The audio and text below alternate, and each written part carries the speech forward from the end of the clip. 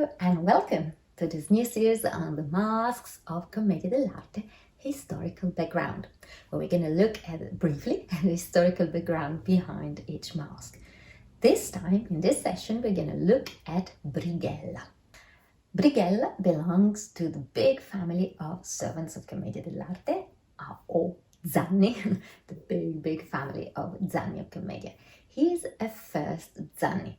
So in Commedia dell'arte, as you might have seen in the first session, we mentioned the fact that within the family of servants, we can identify first Zanni, a bit more cunning and astute, and second Zanni, clumsy and naive. Often Arlecchino is, for example, a second Zanni. What about Brighella? Like any other Zanni, he's from the lowest classes, and he is a major driving force is survival, is a way to find a way to survive. So let's start with where it comes from. Brighella, like Arlecchino, for example, is believed to come from the area around Bergamo, so the northeast of Italy. And like the other Zanni, not finding a way to survive in this more rural area of the country, he moved to the city and he became a loyal servant to Pantalone, to the master, one of the masters, I Vecchi, the elder of Commedia dell'arte. A loyal servant. Brighella, compared to the other servants, is a certain level of cunningness, is quite astute, and he figures out quickly how to take advantage of the situation. So, yes, the Commediante looked outside society and he saw this mass of poor peasants and people that were trying to survive, and that's what they represented on stage with the Zanni, in order to represent the power dynamic between masters and servants. And it's different socio-economical groups in the society of that times and how they interact, and they're represented on stage through comedy in this grotesque way, in the grotesque world of Commedia dell'arte. But Brighella is different from the other seven because he, first of all, is a bit more intelligent, let's say, is a bit more cunning and astute, and secondly, Brighella climbed up, let's say, the social ladder. So I would say, exactly because he's the first Zanni, is a bit above in terms of hierarchy of power and status compared to the other Zanni. So it's a bit of like bossing them around, if you want. So this is the dynamic. If you look at the name, for example, Briga. Briga means, in Italian, means trouble. And attaccar briga means to pick a fight. So in a sense, there is something related with like a troublemaker in some way. There's something else about the character. If we look at the depiction of Brighella, we often find, at least the pictorial depiction of Brighella, there are a few qualities.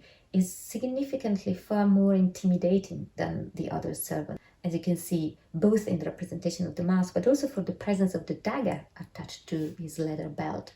And his clothing are certainly better. In a sense, there's a sort of upgrading compared to the baggy clothing of the Zanni. So we know that he made a step up in the sort of, if you want to call it like a social ladder, is a bit better off. And also there is an element of a certain edginess about this character. In some scenario even, Brighella is really a kind of borderline criminal, and in a sense would be a person that certainly would go into a dodgy territory for his own return. So when I talk about what each mask represents, as we say, the masks, I want to remind you that the masks of Commedia dell'arte are not 360-degree characters with complex personalities. They are types. So what they represent a specific group in the socioeconomic structure of that time, represented on stage, and also there are specific traits of this group of people that are represented in stage, and not all the complex personalities. So it's almost like putting a magnifying lens of certain qualities of these types of people. For Brighella, I would say, is cunningness, is an opportunist. And so cunningness would be definitely his quality. Where we have the naive, the more clumsy Zanni, here we have cunningness. And when we have the mischievousness, for instance, for Arlecchino. So this, what we can say about the major feature of the Brighella at its origin. Another quality, and we find that in different scenarios, and another to say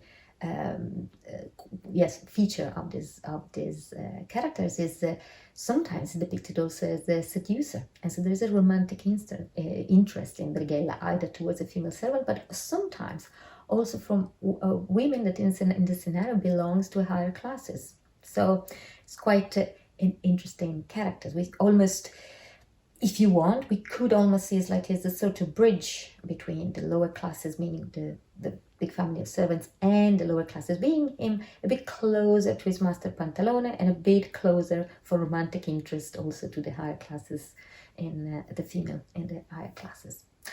But there is another quality of Brighella that worth to be mentioned, because there are a lot of information out there on the internet and people might be confused. There's a depiction of this hard-working Brighella, the innkeeper Brighella. It's true that as he moved from the loyal servant of Pantalone, he might also be represented sometimes as owning. So it's a big jump from being like the peasants from the Po Valley from Bergamo moving to Venice to own your own business. That's pretty much a big step up. And we have the representation of Brighella as an innkeeper, but there's a specific depiction of this Brighella, hard-working Brighella, almost kind of moving up and down, making sure that everything is fine. This Brighella is very late interpretation of Brighella, and it doesn't come directly from Commedia dell'arte, but from a great playwright, Carlo Goldoni. So The Servant of Two Masters, which is probably the most represented and well-known play by Carlo Goldoni, had some characters, like the masks of Commedia dell'arte are present in this play, but it's a play and is a specific interpretation of Carlo Goldoni of some of the masks of Commedia dell'arte.